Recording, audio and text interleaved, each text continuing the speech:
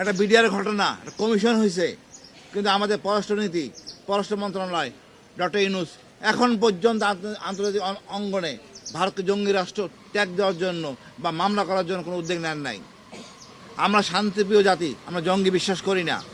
যে আপনি বাধ্য করেন আপনার 7 সিস্টার ভাগ হয়ে যাবে, যেটা হাসান বলছে, আবদুল্লাহ বলছে, তাই হবে। এছাড়া আমি এই এত বড় বড় প্রতিবেশী রেখা শান্তিতে বসবাস করতে চাই না। এখন সাথে সাথে 8 যোগ হবে, পশ্চিমবঙ্গ যোগ হবে, কারণ এরা আমার 71-এ সাহায্য করছিল। ত্রিপুরা, মেঘালয়, এদের সাথে আমাদের শত্রুতা নাই।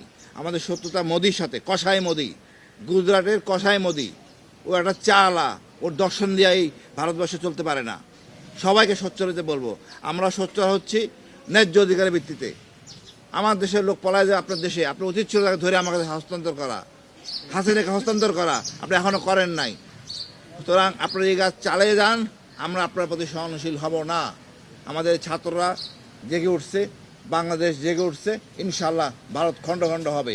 আমি এখনও ভারতকে অনুরোধ করব, আমরা সমমর্যাদার ভিত্তিতে থাকবো। যদি আপনারা আচরণ পরিবর্তন না করেন, আমরা বাধ্য হব।